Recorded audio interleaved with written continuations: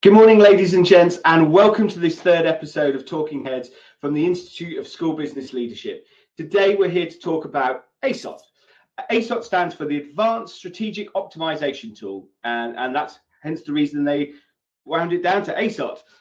This has been co-developed by ISBL and Andrew Hamilton.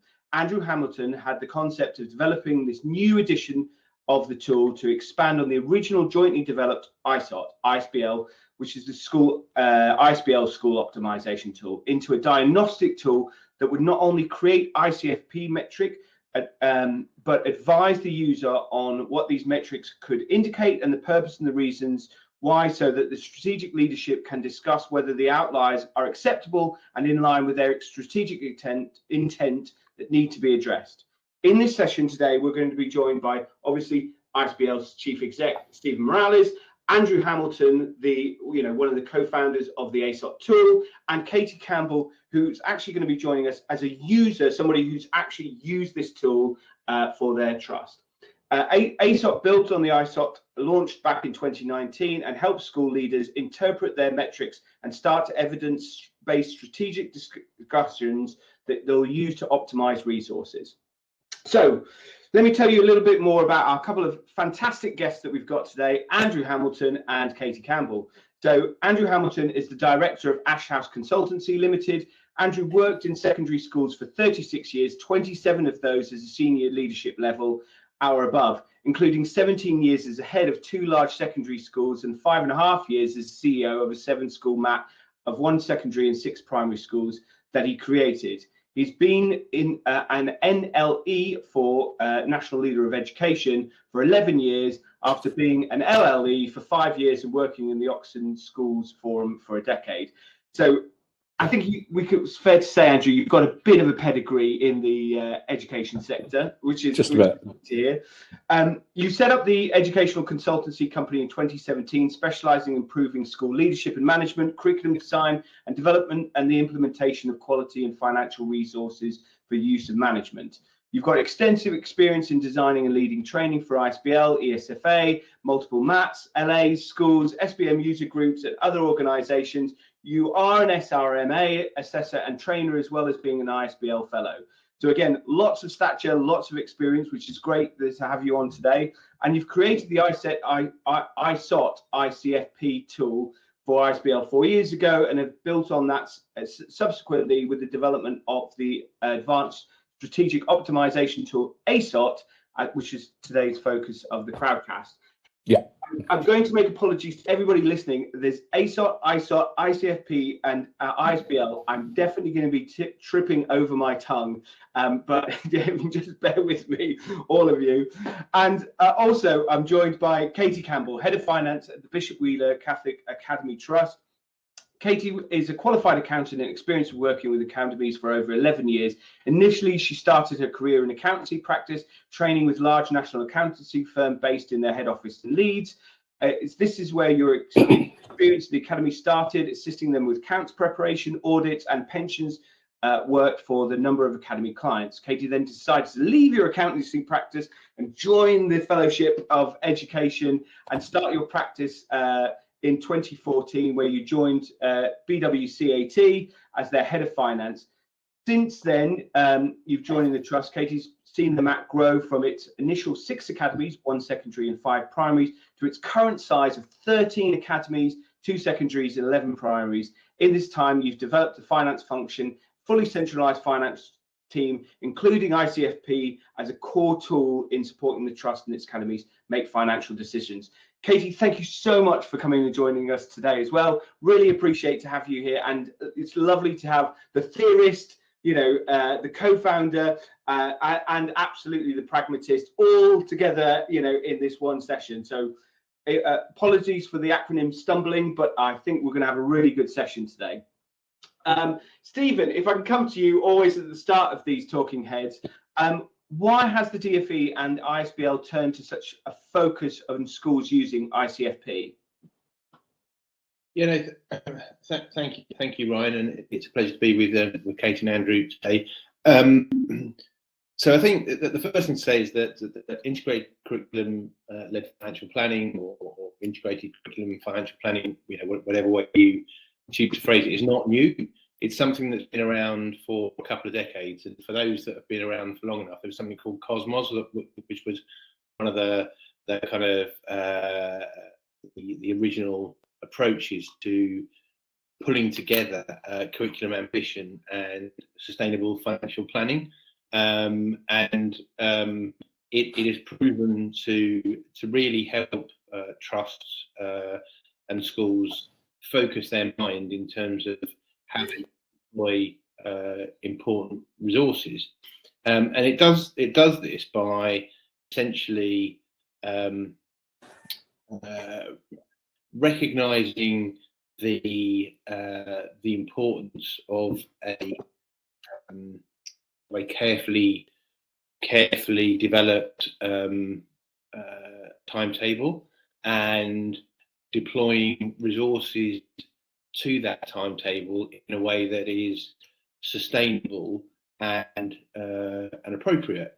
And it really does, I think, at its core, it brings the pillars of leadership together. So business, pedagogy, and governance, and it really absolutely means that you can't do ICFP in a silo. You can't just have finance over here and curriculum ambition over here, and then governance comes to the party after the event. It absolutely requires all of those pillars to be part of one conversation, and so we end up with a fit for purpose curriculum. We get the right talent to the right place, and we do that in a financially sustainable way. The other thing to say is that whilst there are nationally recognised metrics, and that's a central part of ICFP, and it provides schools and trusts with the opportunity to compare their spend trends with other schools and trusts across the system. There is no expectation that any school should be a slave to the benchmarks. The idea is that you diagnose your situation, you have a look at where you're an outlier, and you then embark on a conversation. Now, if you choose deliberately to spend more than the national trend, so be it. But at least you're spending more than the national trend, and you should then be able to justify that spend. But it's a bit like, for those that don't embark on it, for me, it's a bit like somebody driving a car on the motorway without a speedometer and saying, I'm driving at 70 miles an hour. How do you know?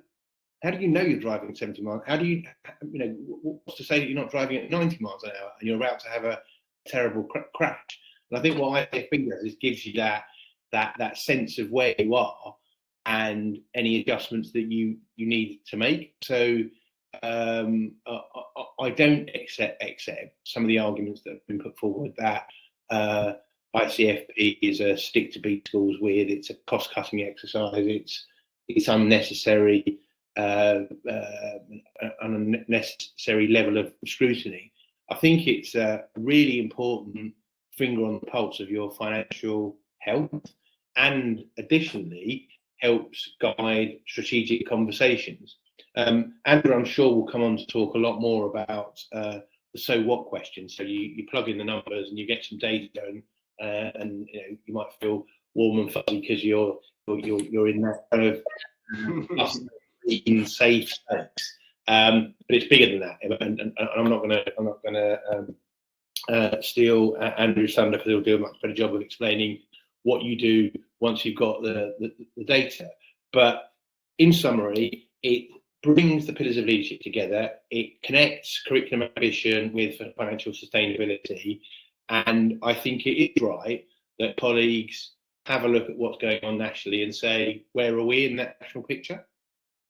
So, and it's really interesting. We've touched on this subject a number of times, haven't we? The kind of pedagogy, business, governance, that triumvirate, and always need to come together. And this is a good, like you said, it is a good tool that is a catalyst for discussion between the the three cornerstones. How and why? I mean, so ISOT was already set up. You established that. You've obviously then gone on to further develop this again, the ASOT model. How and why has ISBL supported that kind of development of this school optimization tool? Why are you still kind of, why do you continually look for, and I suppose it's a bit of a leading question, but like, why are you continually looking to improve and build on it? Yeah, because, and I think the straightforward answer to that is that education is complex, it's contextual, it's nuanced, and as a consequence, you have to keep refining, because people will inevitably come forward and say, but I've got this special situation, or my context means that X, Y, Z, or it doesn't work in particular settings, and we're trying to answer those questions. And also, I think we're also trying to answer, and we've learned over time, this is important, that when the data come forward, and as I said, it's for Andrew to elaborate really, but you get the data, and then people sit in the room and go, okay, lovely, but so what? And I think what the advanced version of ISOT does, which is now ASOT, it starts to really tackle that so what question in a very robust and meaningful way. And to be clear, there are a number of approaches to integrated curriculum-led financial planning. So there are individuals who are, if you like, subscribing to the principles of integrated curriculum-led financial planning, but doing their own thing on a spreadsheet, and that's I guess for them. Where we would argue there's a step change is that we have taken everything that we've learned over 20 years, Andrew in particular as the architect of this, and refined and tweaked so that we're answering all of those very nuanced questions now through the new model, and all of the exceptions that existed for years with different versions of this are being addressed through this new tool.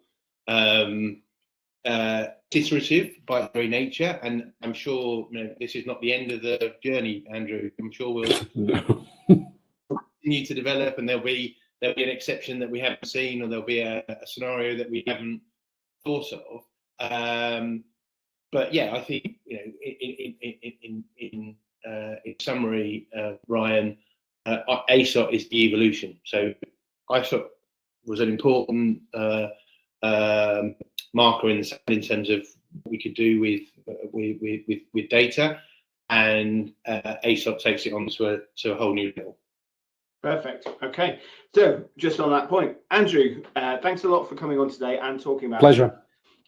We had Joshua Coleman and Paul Wheeler on last month talking about EMAT, and they were talking about schools mark and the fact that ICFP was really big for them. I know there's a lot of discussion around that within the sector. I think it's really interesting. Stephen's point is, it's a litmus test. It's a pulse check on organisations. It shouldn't necessarily govern you, but it's a good indicator of how you are benchmarking against other people. From your bio, you've got the t-shirts, you've got the scars, you've got the medals, you've got like time served. How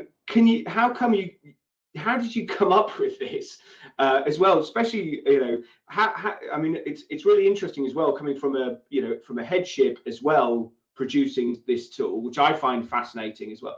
How did you come up with the initial ISOT tool? Well, the reason I've got the experience is I've been dealing with what was curriculum-led financial planning since the implementation of local management of schools back in 1988, which is a very sad thing to say. But why did I come up with ISOT? Basically, because when I did take early retirement and was wanting to continue to contribute in the sector, I basically wanted to become an SRMA. The accreditation involved multiple calculations in a very short space of time. Stephen was actually interviewing me on that day. And so I developed the bones of ISOT to enable me to do all the calculations very quickly, very rapidly, and concentrate on the analysis rather than on number crunching. And it was the provision of the evidence that I was able to do, and was very successful in being so. However, with the growing importance of using ICFP to diagnose where issues exist in schools' financial and resource use management, it was clear and became clear that both SRMAs and school business professionals generally needed support. That we were very fortunate to lead to the what I'm looking at Stephen and thinking this is whether this is a good decision, but a happy marriage with ISBL to support sector school business professionals by creating a tool that they could use to help them apply ICFP effectively. And that's where the original version of ISOT came from. And so, but there are lots of like ICFP tools. I mean, we're seeing some come out from the sector. We're seeing some come out from, you know, local authorities. We're seeing kind of edtech providers start to create them. Just out of curiosity, we'll get Katie back in a second. Just out of curiosity, why did you feel that this tool was specifically needed, if that makes sense? Well, I grew up, and Sam Ellis is one of my heroes as a secondary head and ASCL and what have you, and learned a lot of what I know from him and his processes. And there are lots of tools out there. Many of them are very good, but all of the tools, and including ISOT, have their limitations. Some are very difficult to follow. Thresholds are not up to date as they might be. Sometimes they're limited to academy comparisons. They could be focused mainly on secondary rather than on primary. And so you get inaccurate application to primary schools. There may be a limited sample size for the thresholds that they're using, rigid requirements on elements like class size and curriculum, and probably too many metrics being used without the purpose being clear. School business managers and SRMAs really needed an easy to use, a user-friendly tool that focused on key metrics that would tell them the vast majority of information that they needed, but based on a relatively small, narrowed down range of metrics, but also that were user-friendly and that used readily available data that was not over complex, and it highlighted where the issues that they had were. ISOT did that. In the same way, it was equally applicable to infant, nursery, junior, primary, secondary, all through settings, and usable in individual schools, in SATs, in multi-academy trusts, in local authorities. And it looked back. And one of the important things is that most of the tools look back. You know, the benchmarking, they all look, what's happened, what's been happening. And ISOT did that as well. But it also looked forward and enabled you to start to plan and model the future use as well. And that for me was a significant game changer. ISOT had and has the most up-to-date thresholds that are regularly updated in timely fashion. It was easy to use and apply, and it used a suitable range of metrics to give the maximum amount of information that only required readily available data that weren't over complex and made people go, oh, I'll try ICFP, and then get stuck and lost and not know where to go with it. Okay, brilliant. Just quickly trying to get Katie back in the rooms because I know we're kind of keen to do that. So did ISOT have any limitations? Was there anything, and can you just expand on, you know, what some of those might have been? Yes, and it, as I said, each and every tool has limitations because of by the nature of when you've created it, when you're using it, what knowledge and information is available, and the accessibility of the data in terms of the generality of the data, rather than just looking at the narrow range of schools. So yes, ISOT had limitations. There were things like, and I was working with a trust this week who said, we're really pleased to see that ASOT's there because with ISOT, you had the issue that you've only got one year thresholds and that apply to everything. Right. You've got one set of thresholds that are applied nationally, and we're a London school, and it was causing us real issues because we didn't feel it was right for us. And that was a learning curve for us, if you like, that you shouldn't just be using the one threshold, the one region, the 1 year's worth of a threshold. You needed specific thresholds for each year you were analysing. Right. You needed specific thresholds for each region you were analysing. So, and the other aspect of it was that one of the things that school business professionals need and use is the reporting mechanisms. They want to be able to easily export into reports that they can report to governors and senior leadership to give them the evidence that they need for their decisions. With the original ISOT tool, there was limited exportability for reports, and it was a bit clunky. Great to see Katie back. And so, like every tool, and I will tell you, the final thing that I would highlight is, like all tools, I don't think there is a tool nationally that has actually addressed successfully, if you like. And I suppose that's one of the things, that when you've got a tool that is basically all about gathering and analyzing data, you're going to constantly see the result. The more data it processes, the more that you're going to go, oh, well, that wasn't kind of what I expected as the output. And I think, yeah, and it goes back to Stephen's point, which is this thing is probably ever going to be evolving as more and more data is put through it, and more people see the output, and then more and more people go, this is actually representative of where we are as an organization, or not representative, that it can then constantly be adapted. So what makes the ASOT tool actually different? Well, for me, one of the key elements that was a limitation, if you like, as well, was the fact that once you'd got the information from ISOT, once you'd got the fact that, yeah, you've got an issue there, it was like saying, okay, it was like going to the doctor and finding you've got temperature, and the doctor going, yeah, you've got a temperature. and so what? So what you need to know is it important? Do I have just a mild fever, or do I have something really nasty and horrible? So it's about being able to look at it and quantify how big the issues are. You know, you've got an issue. How big is the issue? Is it important? Will it have a major impact? Do I need to sort it out? Or can I just ignore that and carry on with what I'm doing? And the ASOT tool began to develop and address all the issues and limitations that all the tools and even ISOT were showing. And that's why it's now developed in this way. It is evolving. And it also to do a lot more to support school business managers, school business professionals, CFOs in their roles in schools, in SATs, in MATs. ASOT's initial design was to do everything that ISOT did, but so much more and better. It includes year-specific thresholds for every year of the analysis. It includes a split for regions in terms of, so it deals with the issue of London schools having significantly different pay rates, and therefore the thresholds, the average teacher cost, the per lesson cost will also be significantly different. It looks at allowed for the real metric challenges that were associated with those schools. And it also dealt with the exportability of data outcomes and made it really easy to use. That was the essential beginning. Then we got creative. And it's taken a while. The initial version, I will tell you, the initial version of ASOT I presented to Stephen in 2020. It's been a long time in the cooking. But during the middle of a pandemic, you went, yeah. I was twiddling my thumbs at home. You know, what do I do with the creativity? Well, what we knew was that school business managers actually needed to know what the impact of the metric values was and the size of the issues that it was being identified.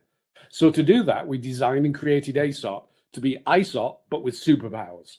Right. First of all, the RAG-rated efficiency metric sheet highlighted issues, but was cumbersome for reports. So what we've done is we created a summary sheet of the efficiency metrics that could be output really easily for governors' reports, senior leadership reports, and communication with outside bodies.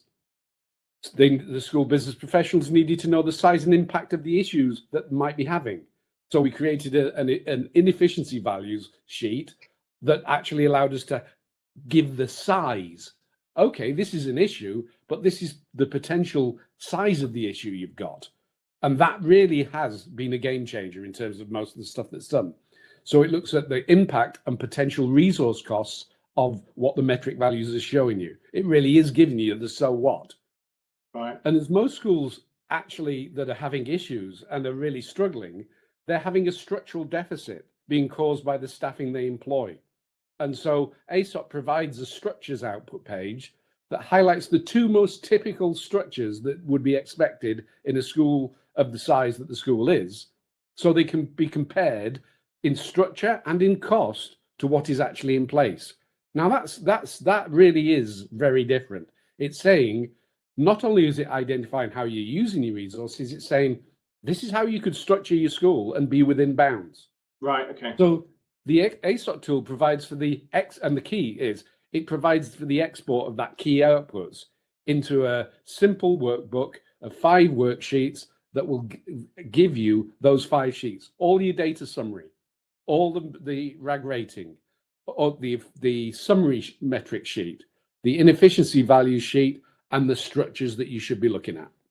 Okay, so it, like, really quickly, if somebody came up to me, I'm at the national conference, and they said, Ryan, I saw this crowdcast, you were talking about the ASOT tool. What kind of sentence or kind of short paragraph should I say to them? Okay, I'd be saying ASOT provides everything that ISOT did. It provides a user-friendly, easily applicable ICFP tool that uses readily available data to create and deliver a highly effective ICFP analysis of your school. It generates those detailed analysis of issues that exist with the wherewithal to present them easily to all audiences in an effective manner as it quantifies their impact and seriousness. It provides the evidence. It provides school business professionals and school leaders with the detailed evidence and an objective analysis of their resource use effectiveness, so that it helps guide and improve the timely strategic decision-making that's essential in what is a volatile and challenging financial environment. More importantly, it can save all senior business professionals and senior leaders significant amounts of time and money that they might otherwise be wasting, and can put it back into investing in the education for the benefit of our children. Boom. I think I'm going to definitely go for the last one, like as the sentence, because I think that would summarize. For me, that's what it's all about. Yeah, absolutely. And so thank you for that. And it's Andrew, I mean, it's I can see you just incredibly passionate about it, which is and it's lovely to hear that, because it is a complex situation. There's lots of variable factors. It's great to hear that things are kind of growing and developing. Katie, if I can come to you, please, as the kind of, as an instigator of this, and I'm fascinated to know, you come from obviously commercial accountancy, and where you were involved from a commercial practice in education, and then you kind of made the transition, and that's, welcome to the club, basically. Well, you're indoctrinated now, aren't you? Yeah, having done 11 years. But tell me, how many schools, and we mentioned about the number of schools in your trust, but how many schools have you been working on ICFP in relation to those in total? Yeah, so we use ICFP on all 13 schools. Right, okay. We have integrated ICFP into our monthly management accounts. So it is reported on regularly throughout the year, so that the head teachers at the coal side can make the decisions with the data behind them, with the backing of the metrics and the information behind them. And do the reports that that obviously Andrew's mentioned before ASOT was out there, did you find it difficult to kind of communicate and have those conversations with head teachers and governors? Were they just kind of looking at this data going, like this, it's kind of the matrix, isn't it? like people are like, I don't actually understand what this means. Absolutely. And coming from a financial background, we're all about statistics. We want numbers, we want data, whereas the head teachers are there and actually have the children in front of them, and they're making more emotional decisions. The tools give us they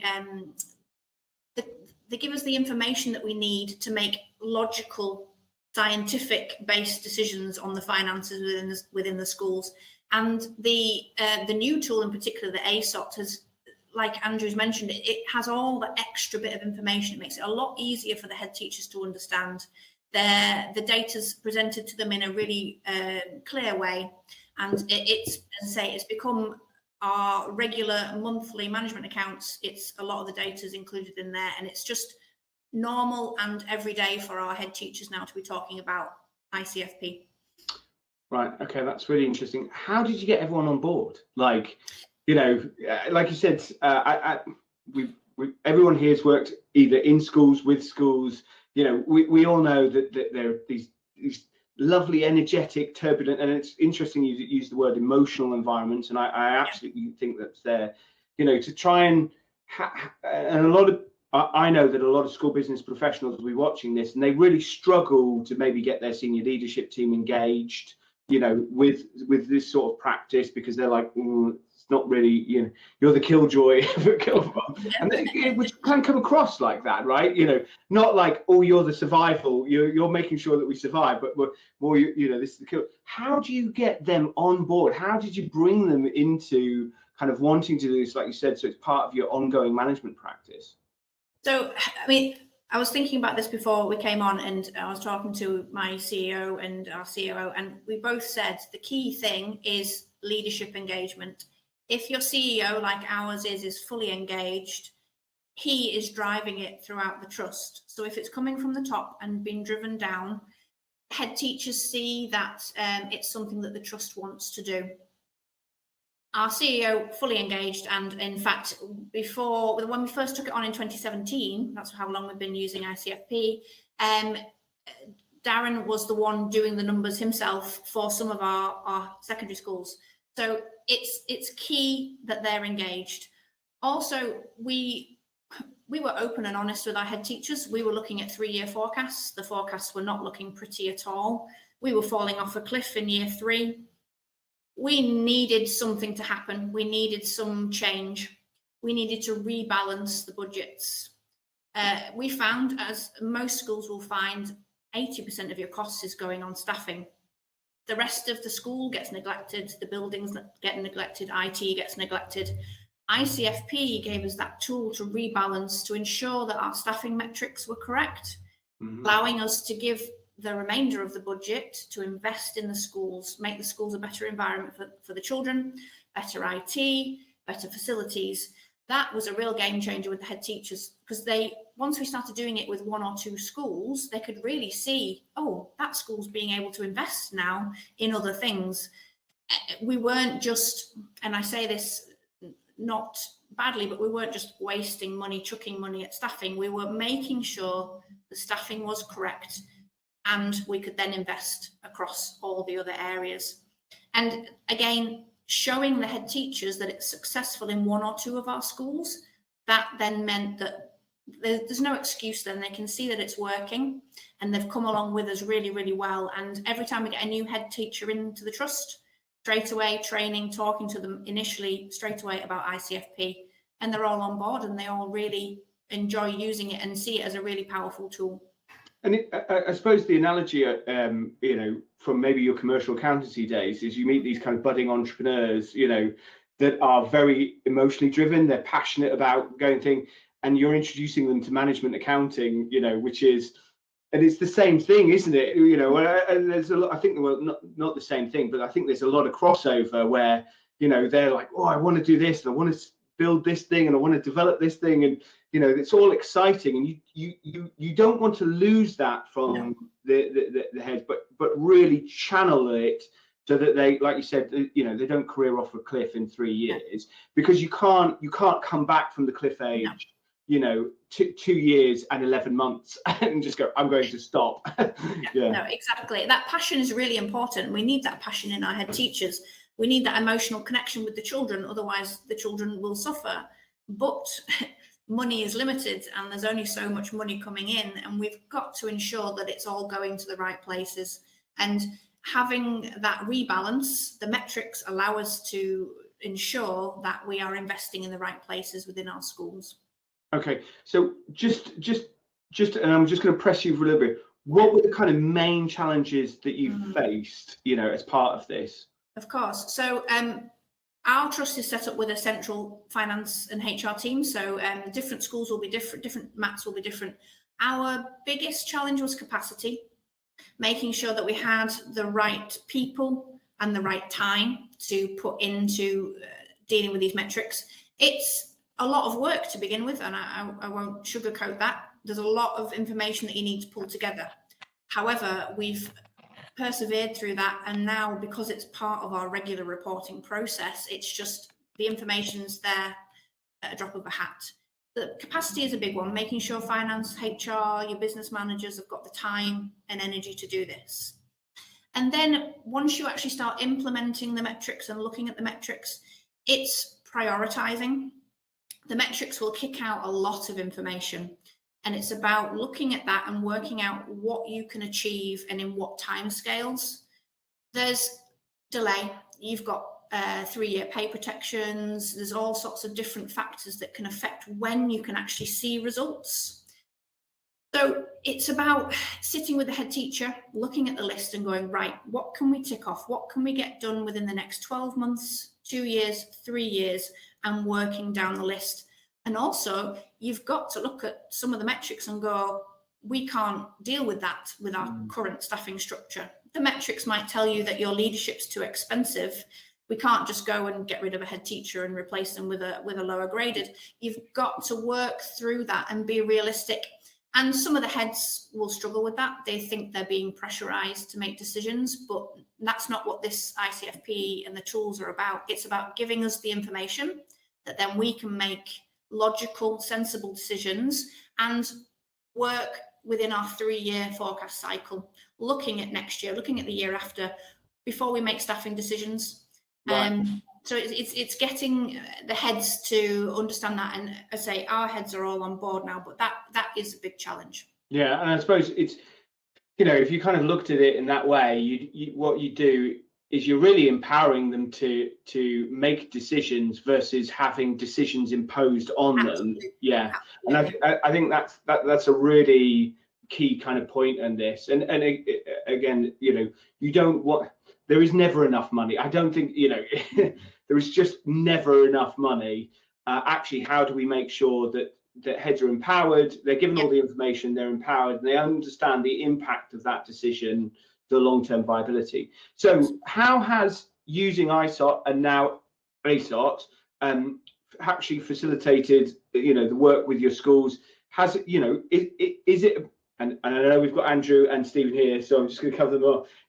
Has it made that difference? Is it something that you would recommend to anybody else who's a school business professional or finance professional operating in education? Absolutely. It's the tools have been the game changer. The tools give credibility. They've got the backing of ISBL. It means that when you're talking to a head teacher, it's not the trust imposing something. This is something that's a national standard. The metrics are a national standard. The tools give that backing so that you can get the head teachers to come along with you a lot easier. Sometimes, we can be the big bad trust. We've got to make those bad decisions, but having the tools allows us to explain to the head that we're not doing this just because. We've got the national data within those tools.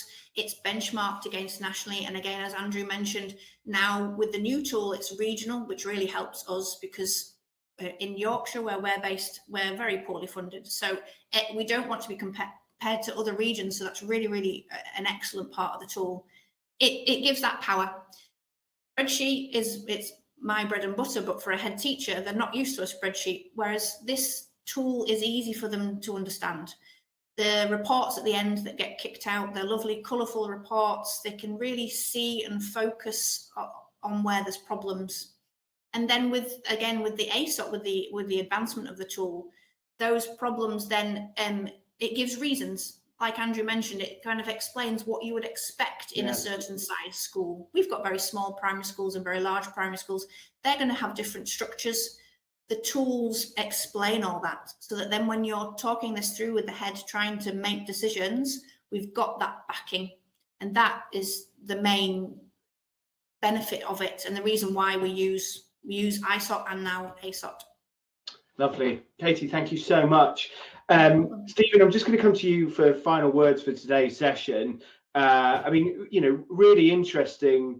This, the conversation today, just the depth of thought that's going on, the advancement and the continual development. I think Andrew's kind of statement that really this is going to save all school business professionals and senior leaders a significant amount of time and money that they might otherwise be wasting or not investing in their education provision. But also, like kind of Katie's reference to the fact that this is a head teacher, senior leader empowerment tool more than anything else that actually is sympathetic and empathetic to the outputs needed between that triumvirate of business, pedagogy and governance, so that they all get the kind of the thing that makes sense to them. And I think that's there. So just, any really kind of roundup or final words that you've got from today's session? Yeah, no, and it was great hearing from Katie, and she made some very powerful points. I think what's the end game here, and I think that is the optimal deployment of talent and of resources.